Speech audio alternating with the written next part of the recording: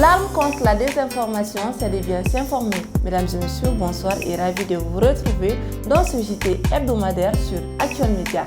À présent, les titres.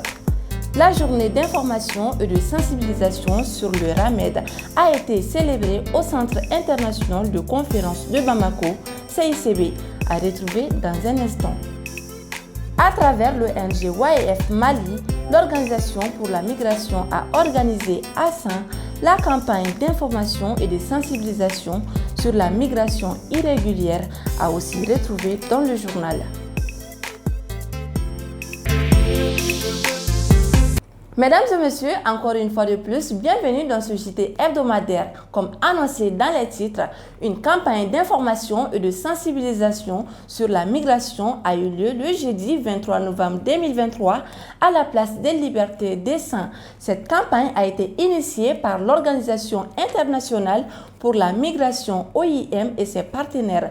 L'activité était placée sous le haut parrainage du gouverneur de la région de Saint, le colonel Ousmane Sangaré.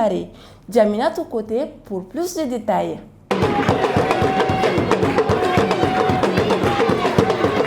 Sous le haut parrainage du gouverneur de la région de Saint, le colonel-major Ousmane Sangaré, l'Organisation internationale pour la migration OIM et ses partenaires ont organisé ce jeudi 23 novembre 2023 à la place de Liberté des Saints, le grain du migrant.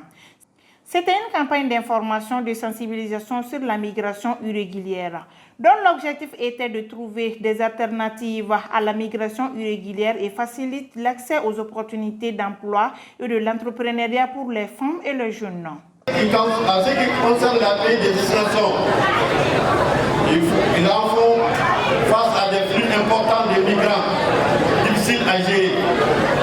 Donc, si ces grains permettaient à la population de cerner les conséquences liées à la migration irrégulière et apprécier positivement les voies et moyens légaux pour la migration sûre et régulière, nous, en tant qu'autorité, nous pouvons le soutenir. Donc, un rendez-vous à saisir pour profiter des opportunités de financement qui en découlent. L'idée vient de l'OIM. Ils sont là pour faire la sensibilisation. Selon leurs remarques, des milliers de jeunes meurent sur l'océan. Comment faire pour remédier à ces fléaux? C'est à travers cela que l'OIM et le gouvernement du Mali se sont donné la main pour sensibiliser les jeunes afin qu'ils sachent chez soi.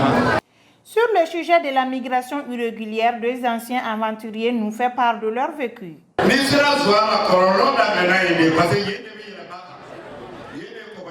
Partir à l'aventure n'est pas du tout facile, car les coxeurs vendent les personnes. L'argent qu'on économise pour partir à l'aventure, si on entreprend ici avec, ça peut très bien s'en sortir.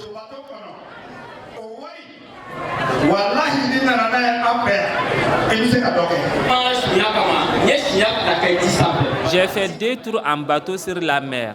À chaque fois, ils nous arrêtent. J'avais ma maison ici à 100, mais j'ai demandé à mon grand frère de le vendre et de m'envoyer l'argent, parce qu'une fois parti et qu'on n'a rien gagné, on s'est dit si je retourne sans rien, ne serait-ce pas.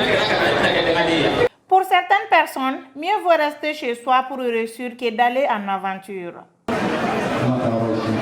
Je ne suis allé nulle part, ni en Algérie, ni au Gabon. J'ai commencé à être réparateur ici à Saint. Mon patron est ici aussi. Après ma formation, j'ai pu former plus de 20 personnes. J'arrive à subvenir à mes besoins et ceux de ma famille. Et j'ai commencé tout cela ici à Saint, sans partir à l'aventure. Cette campagne d'information et de sensibilisation a été d'une importance capitale dans la ville de Saint. Certains participants nous montrent leurs impressions. Je suis venu assister au grain et j'ai compris beaucoup de choses, car c'est sur la migration irrégulière des jeunes pour pouvoir les sensibiliser. J'ai beaucoup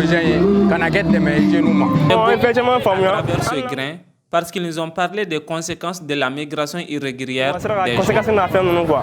La campagne Le Grain du Migrant était initiée par l'Organisation internationale de migration, OIM, en partenariat avec le ministère des Maliens établis à l'extérieur et de l'intégration africaine avec l'appui de l'Agence italienne pour la coopération au développement. Elle a été mise en œuvre par l'ONG OIF Mali. C'était là un compte-rendu de Djaminatou Koté sur la campagne d'information et de sensibilisation sur la migration. Dans une perspective de promotion de l'engagement citoyen, une table ronde a été organisée par l'organisation canadienne Journalistes des droits humains, JDH. Cette rencontre réunissait les brigades citoyennes et les organisations féminines du district de Bamako, une initiative vivement encouragée par les participants. Plus de détails avec Aïssata Maïga.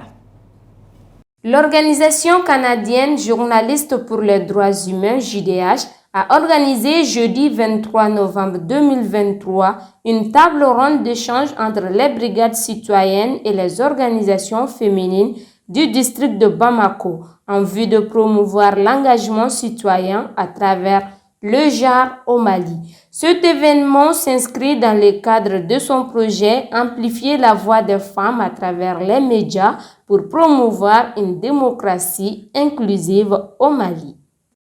La rencontre qui se tient ce matin est une rencontre d'importance capitale parce que parlant de la citoyenneté, de l'engagement citoyen, surtout avec les femmes et les jeunes filles, nous croyons que c'est quelque chose de très important. Nous devons aujourd'hui entreprendre et même commencer. Nous devons le commencer donc avec les jeunes et peut-être parfois avec les adolescents. Et tout ceci, leurs mères ont une place importante dans ce dispositif. L'investissement, il faut investir, s'investir humainement, physiquement. Parfois, vous pouvez ne pas avoir les moyens de construire, de payer et tout ça. Mais physiquement, vous pouvez apporter votre contribution. Et cette contribution aussi ne peut aller sans un engagement donc, citoyen. Les femmes rurales comme les femmes urbaines, et c'est elles qui doivent faire passer le message au niveau des enfants pour leur inculquer donc, des valeurs, leur inculquer donc, les belles manières, les bonnes manières de pouvoir se comporter et que demain, ces enfants soient des bons citoyens. Les échanges s'articulaient autour de 3 axes: l'investissement humain, l'engagement citoyen et la mobilisation. Les participants félicitent l'initiative de cet événement. Alors tout d'abord, moi je vais remercier le réseau des journalistes d'abord parce que de telles initiatives ne peuvent être que salutaires. Rassembler les femmes et les jeunes et parler de cette thématique ne peut être que salutaire. Donc vraiment les remercier, les féliciter pour cette initiative. Aussi d'appeler toutes les femmes du Mali à s'engager. Celles qui étaient là, je pense qu'elles seront des ambassadrices. Mais il est important de rappeler qu'elles sont déjà actives et que nous avons beaucoup appris d'elles aussi. C'était vraiment des échanges très, très fructueux depuis le matin. Et ce qui est sûr, c'est que leur participation à cet événement va renforcer leur adhésion dans les brigades citoyennes. Beaucoup de questions ont été posées sur comment adhérer à ces brigades-là, comment accompagner les brigades, comment intensifier les activités. Je pense que l'impact serait très, très visible dans les jours et les semaines à venir de l'implication de ces femmes-là. Et je suis sûre et sans doute qu'elles seront des porte-voix, tout ce qui a été dit dans cette salle aujourd'hui. À l'issue de ces échanges, les représentantes des femmes du district de Bamako décident d'être les vecteurs du changement. Par rapport au thème choisi, moi je pense que nous, en tant que femmes leaders, moi je suis très intéressée parce qu'actuellement je suis un projet sur la citoyenneté nous concerne aussi en consortium avec les personnes en situation de handicap. Ça, c'est vraiment l'occasion pour moi de faire évaluer aussi mon projet. Ce que je retiens, ça c'est la bonne volonté du ministère de la Jeunesse à travers la création de ces brigades dans les différentes communes de Bamako. Parce qu'actuellement, nous avons des problèmes dans les communes. Dans chaque commune de Bamako, il y a des problèmes d'ordures. Nous, on avait l'habitude de faire l'assainissement et l'environnement dans notre quartier, mais avec la création de la brigade, je crois qu'on va plus renforcer les activités dans le quartier. La commémoration de la journée d'information et de sensibilisation sur le RAMED a eu lieu le jeudi 23 novembre 2023 au Centre international de conférence de Bamako. Cette deuxième édition, placée sous le haut parrainage du président de la transition, le colonel Assimi Goïta, a été marquée par la remise d'attestations de reconnaissance aux différents maires à travers le Mali qui se sont impliqués dans la mise en œuvre de cette édition. Abdoulaye Maïga pour Actuel Média. Le jeudi 23 novembre 2023, il y a eu la commémoration de la deuxième édition de la journée d'information et de sensibilisation sur les régimes d'assurance maladie, RAMED, au Centre international de conférence de Bamako, CICB. Cette journée était placée sous le haut parrainage du président de la transition, colonel Assimi Goïta. Nous voici aujourd'hui pour la journée d'information et de sensibilisation sur le RAMED. Alors, permettez-moi de vous souhaiter à cette occasion, comme notre culture l'a enseigné, la chaleureuse bienvenue en commune rurale du district de Bamako. De l'année dernière et à cette année, ils ont soigné plus de 400 000 personnes gratuitement. Donc moi je pense que c'est un système, s'il n'existait pas, il fallait l'inventer et le gouvernement l'a fait, ils sont à féliciter pour ça. Nous devons tout faire, nous également, pour pérenniser cette action du gouvernement en payant régulièrement notre quote-part qui est de 15% du budget de l'ANAM. Le gouvernement prend 85% en charge. Nous, les collectivités locales, nous devons prendre 15%. Selon le Premier ministre, cette action rentre dans la politique prise par les autorités de la transition pour l'amélioration de la santé de la population. Dans un contexte marqué par la pression de la communauté internationale, en raison de l'option prise par notre pays, le gouvernement du Mali est résolu à décider de garantir à chaque Malienne et à chaque Malien un accès aux soins et à l'assistance médicale dont il y a besoin pour mener une vie saine et productive, indépendamment de sa situation économique. Plusieurs maires à travers le Mali ont participé aux activités de RAMED selon les maires de Kalabankoro. Nous avons été 13 maires, 13 collectivités locales vraiment à s'acquitter régulièrement de cette truc. Donc j'invite les autres collectivités à faire de même afin que puissent vivre l'ANAM pour que l'ANAM puisse aider davantage le plus de populations vulnérables. Le RAMED est une initiative de l'Agence nationale de l'assurance maladie ANAM en collaboration avec le ministère de la Santé et du Développement social.